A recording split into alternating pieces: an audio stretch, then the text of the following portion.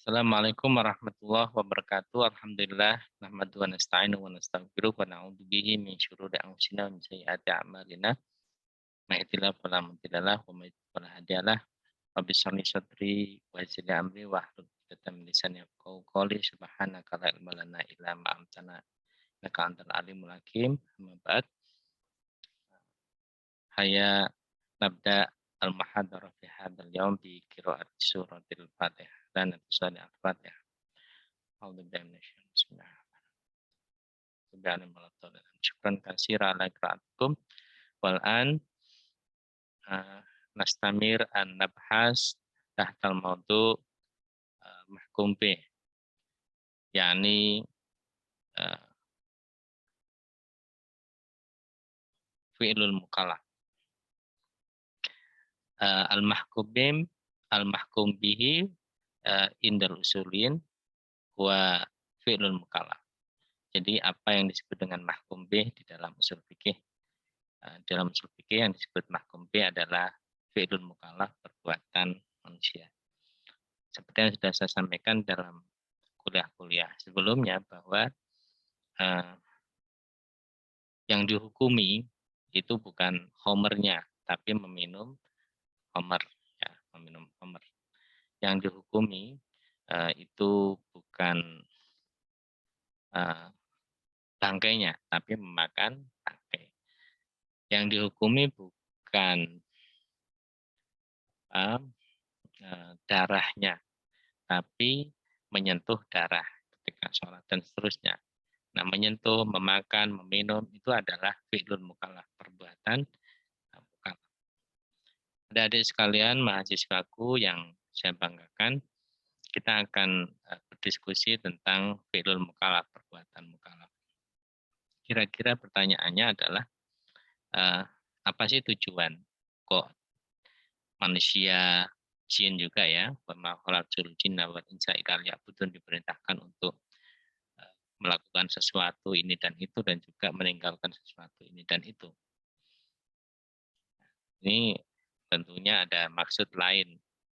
Kalau dalam akun disebutkan ayyukum ahsanu amala, mana yang paling baik. Mengukurnya dari sini nih, fi'lul mukallaf ini apakah dia itu selaras dengan ketaatan kepada Allah atau tidak. Kalau selaras berarti udah bagus ya. Jadi kalau sebaliknya menjauh dari ketaatan berarti kan tidak bagus. Mengetahui ayyukum ahsanu amala, yang paling baik di antara kalian ya taunya dari ini, sama-sama sholat. Satunya panjang, satunya pendek, satunya syarat rukun terpenuhi, satunya tidak. Ini kan fi'lul mukallaf dan nanti ada hitungannya semua di sisi Allah Subhanahu wa taala. Jadi aspek filosofinya demikian. Nah, kemudian ada lagi apa? Ketaatan, kepatuhan kepada Allah itu juga selaras sebanding dengan objek fi'lul mukallaf tadi itu ada masyakot. Ya, masyakot di dalam hukum Islam. Ininya begini, semua perintah Allah, apakah itu perintah melakukan, semua tuntutan Allah, tuntutan melakukan namanya perintah, tuntutan meninggalkan namanya larangan. Perintah dan larangan Allah itu mengandung masyakot.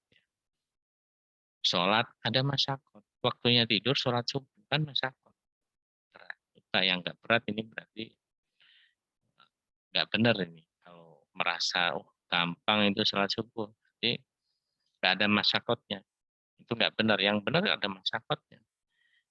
Puasa Ramadan, masyakot itu. Haji, masyakot, mengeluarkan uang, meninggalkan keluarga, panas-panas, keliling Ka'bah, tawaf sa'i, itu masyakot semua. Zakat, masyakot, mengeluarkan uang untuk orang lain. Sedekah dan sebagainya, masyakot semua. Jadi semua itu ada masyakotnya. Dan dari masyakot itulah nanti diukur ketaatan hamba Allah Subhanahu wa taala. Kan dalam hadis Rasulullah SAW dikatakan al-ajru bi qadri ta'ab. Pahala itu bergantung kepada kadar kepayahan. Kalau orang yang lebih payah pasti akan mendapatkan pahala lebih banyak. Kalau orang yang tidak mendapatkan payah pasti pahalanya juga lebih sedikit. Adik sekalian, mahasiswa Fakultas Syariah UIN Gajah Mada Sidik yang berbahagia. Next ya, kita lanjut. Jadi tadi satu mahkum bih itu fi'lul mukallaf. Kenapa tujuannya kok itu agar untuk mengukur ketaatan kepada Allah Subhanahu wa taala yang di dalamnya ada unsur masyaqqah. Ini dan masyaqqat ini adalah masyaqqat yang pasti masih dalam jangkauan manusia. Karena sebuah kaidah dalam usul fikih dikatakan la ya juzu taklifu ma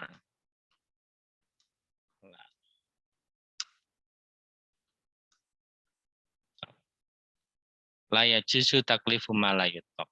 Tidak boleh mentaklif membebani sesuatu yang tidak dimampui. Misalnya kalau kita ilustrasikan sederhana, anak kecil umur 1 tahun disuruh mengangkat beras 1 sak 25 kilo, kan nggak bisa. Itu namanya layak justru taklifu malayut. Nggak boleh, nggak benar. Sama dengan pembebanan terhadap manusia yang disebut taklif, itu juga masih dalam kadar kemampuan manusia. Taklifnya adalah taklif yang terjangkau oleh manusia. Ya, terjangkau oleh manusia. Karena itu nanti ada taklif-taklif yang tidak terjangkau, nanti ada rukhsah, ada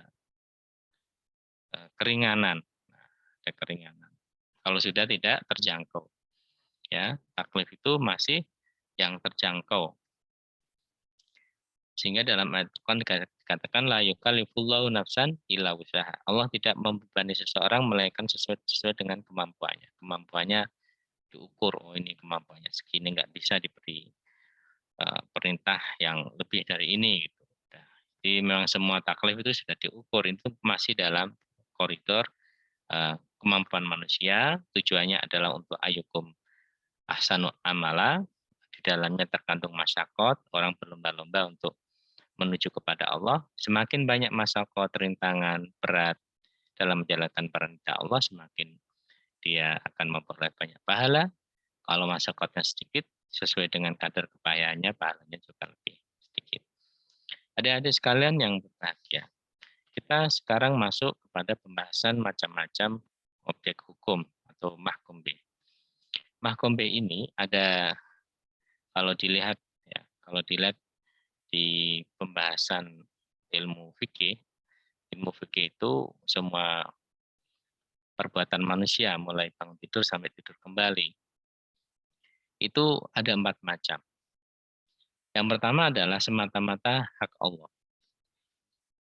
Semata-mata hak Allah, yaitu segala sesuatu yang menyangkut kepentingan dan kemaslahatan umum tanpa kecuali.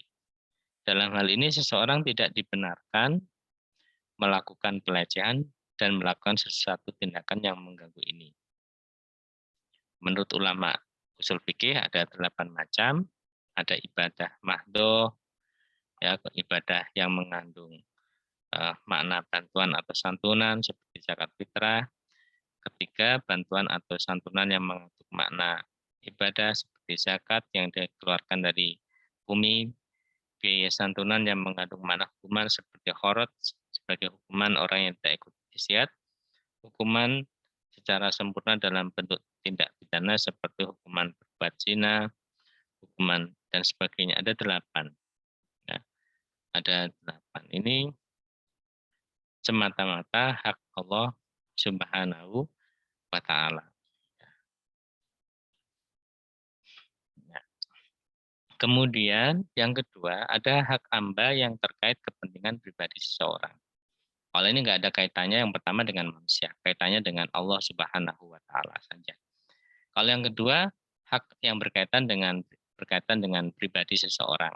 Misalnya kita hutang piutang, kepemilikan barang, merusak barang orang, memanfaatkan barang orang. Ini adalah hak yang terkait dengan kepentingan pribadi. Nah, kalau yang kepentingan pribadi terserah orang yang punya. Kalau dia sudahlah, kamu nggak usah bayar hutang. sudah selesai. Nggak bisa kemudian kita nggak bayar hutang kepada seseorang karena Allah sudah membebaskan hutang kamu. Nggak bisa. Ya tetap pribadi ini yang berhak. Kita merusak barangnya dia, sepeda motor kita rusak misalnya. Kita pukuli sampai hancur, rusaklah sepeda motor. Ya kita nanggung. Selama dia tidak mengatakan, sudah kamu nggak usah nanggung. Sepeda motor kamu kebetulan bukan orang yang kaya, biar saya nanggung. Ya ini berarti baro'atud dimah. Ya kalau udah begitu berarti bebas tanggungan untuk memperbaiki sepeda motor. Jadi kalau di yang level 2 ini itu tergantung kepada orang al-malik, orang yang memiliki, orang yang punya hak kepemilikan, ya, yang itu bisa digugurkan kewajiban tadi, kewajiban hutang, kewajiban memperbaiki dan seterusnya oleh orang tadi. Kalau yang pertama semata-mata hak Allah tadi itu ya urusannya dengan Allah Subhanahu Wa Taala, nggak ada urusan dengan nggak ada urusan dengan yang lainnya, yang manusia nggak ada. Kalau Allah kita minta ampun kepada Allah, istighfar, taubat, tidak akan mengulang, insya Allah Allah akan mengampuni dosa-dosa kita. Itu yang nomor 1. Ya. Nomor 2 ini, nomor 3 hak Allah dan hak hamba, hanya saja hak hamba lebih dominan. Contohnya apa? Qadhaf. Qadhaf itu menuduh orang lain berbuat zina. Dari sisi kemaslahatan dan kehormatan, itu sesungguhnya qadhaf itu disyariatkan untuk memenuhi hak Allah. Ya, iya kan? Allah.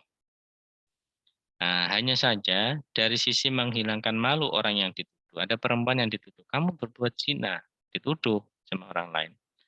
Ya, nah, kalau dituduh, ya yang dari orang yang dituduh ini kan malu, malu, malu. Nah, apakah hak qadhaf itu hak qadhaf tadi itu boleh dihentikan? Iya, kalau hamba yang tadi sudahlah kamu nggak usah nggak jadi untuk apa untuk menggugurkan, kamu nggak jadi untuk di had qadhaf, ada hadnya kan, qadhaf itu ada hukumannya sama dengan had zina, sama dengan hadis syariqah, had pencurian tangan, pencurian, ya pencurian dan sebagainya, ini ada hadnya. Nah kalau yang dituduh nggak memaafkan dan kemudian tidak mencabut, ya terus qadhaf itu dijalankan.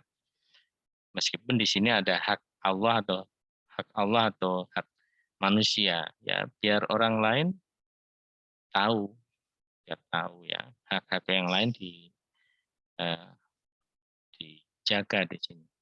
Dan terakhir ada sekalian hak Allah dan hak hamba. Hanya hak Allah itu lebih dominan. Pada kasus apa? Yaitu pada kasus kisos. Ya. Hak Allah dalam kisos tersebut, hak Allah dalam kisos berkaitan dengan pemeliharaan keamanan dan penghormatan terhadap darah seseorang yang tidak halal dibunuh. Ya kan? Dijaga yang lainnya supaya aman. Itu hak Allah. Hak banyak manusia itu ya hak Allah. Kalau bahasa hukumnya suara rakyat, suara Tuhan. Gitu ya. Ini hak Allah. Tapi hak pribadi ada hak perseorangan. Eh, apa hak perseorangan? Hakul hakullah dan hakul ibad, ya, hak pribadi hamba Allah yang menjamin kemaslahatan para ahli waris yang terbunuh.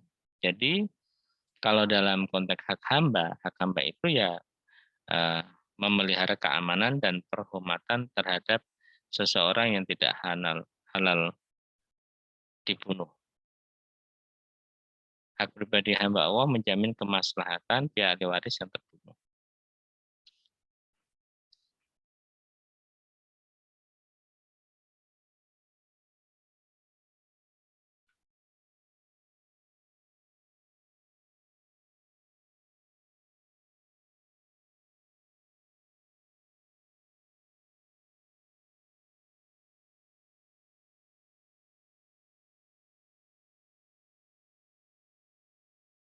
Maaf ya, yang ini, yang qadhaf itu hak Allah lebih dominan, hak yang keempat, hak Allah ini hak hamba. Itu lebih dominan. Dalam kasus qadhaf, eh, berbuat menuduh orang lain berbuat zina, kemaslahatan dan kehormatan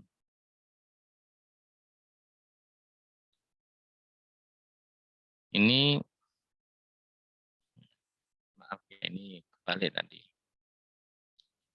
Kalau dalam hak qadhaf ini yang dominan, yang dituduh memang diamankan dengan dia punya hak untuk apa? Kepentingannya untuk menghilangkan malu dari orang yang dituduh. Tapi dari aspek yang lain, yaitu kemaslahatan dan kehormatan, ini termasuk manusia yang banyak itu termasuk hak Allah. Makanya dalam kasus qadhaf, hak Allah itu lebih dominan dan hak hamba itu lebih kecil. Sehingga apa? Ya bisa di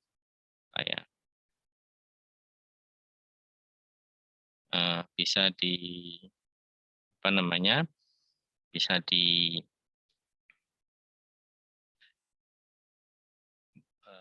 bisa dimaafkan tanpa harus melewati pribadi orang yang dituduh tadi itu. Karena apa? Karena hak Allah itu lebih dominan. Tapi dalam kasus kisos, hak Allah dan hamba memang bergabung di situ, hanya saja hak hamba lebih dominan. Ya, hamba maksudnya hak para ahli waris yang dibunuh, itu melindungi mereka. Kalau hak-hak umum, hak Allahnya ya manusia secara umum agar tidak terjadi hal-hal serupa di masyarakat, orang gampang membunuh dan seterusnya ya, tanpa hak. Kalau dengan cara ini insya Allah hak hamba lebih dominan dalam kisah, sehingga jika ahli waris itu memaafkan orang yang membunuh, maka bisa gugur hak hukuman kisos itu.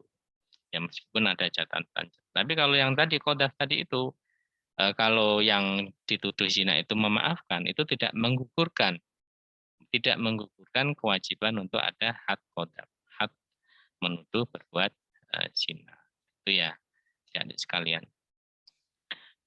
Terima kasih. Kemudian terakhir, apakah taklif itu boleh diwakilkan apa tidak? Ya, apakah taklif itu boleh diwakilkan apa tidak? Tadi berkaitan dengan ibadah mahdoh, sholat wudhu ya nggak boleh lah. Ya. Tapi kalau soal kepemilikan ya boleh tadi. Bayar zakat boleh diwakilkan ya. Ini satu diskusi yang hangat soal fi'lul mukallaf. Termasuk apakah orang yang beribadah haji dapat diwakilkan orang lain? Ini menurut jumhur ulama, suatu amal perbuatan dapat diwakilkan walaupun tidak secara keseluruhan. Mereka membagi amal menjadi tiga. Satu, amal perbuatan yang diwakilkan yang berkaitan dengan harta. Kedua, amal perbuatan yang tidak dapat diwakilkan. Amal perbuatan yang berkaitan dengan harta bisa diwakilkan. Jual beli, wakilkan bisa. Ya, harta itu. Tapi kalau yang berkaitan dengan ibadah manto seperti sholat, puasa, saya pesan wudhu ya di masjid nggak bisa. Dan ketiga, amal perbuatan yang dapat diwakilkan bila ada udur. Contohnya adalah ibadah haji tanah suci Mekah. Nah ini yang ketiga ini menurut jumhur ulama, amal ibadah dapat diwakilkan jika ada udur, misalnya ketika melakukan ibadah haji di tanah suci Mekah.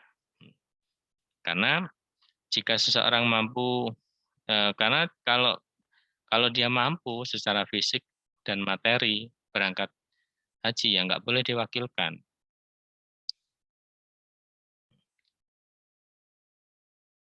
Tapi kalau dia secara fisik nggak mampu karena ada lain hal kesehatan dan sebagainya, dia boleh dia boleh untuk mewakilkan hajinya kepada orang lain. Ini didasarkan hadis Nabi, Inna Nabi sallallahu alaihi wasallam Qatra rajulan yahuju an ghairihi. Sesungguhnya Nabi sungguh melihat laki-laki yang menghajikan orang lain. Kemudian Nabi bertanya kepadanya, ahajasta an nafsik, apakah kamu itu berhaji untuk dirimu? Kemudian berkata orang inilah, qala hujja an nafsik, tsumma hujja an ghairi. Hajilah untuk dirimu dan hajilah untuk orang lain. Jadi dia boleh mewakili orang lain melakukan haji, tapi syaratnya dia harus menghajikan dirinya sendiri dulu sebelum menghajikan orang lain. Itu adik-adik sekalian, beberapa hal yang perlu diketahui tentang fi'lun mukallaf atau perbuatan mukallaf. Demikian, semoga berkah selalu. Kurang lebihnya mohon maaf. Kita tutup. Hayanah tatim al-muhadarah fi hadal yaum bi qiraati suratil asri. Bismillahirrahmanirrahim. Allahumma fiqil aqwam tarik. Wassalamualaikum warahmatullahi wabarakatuh.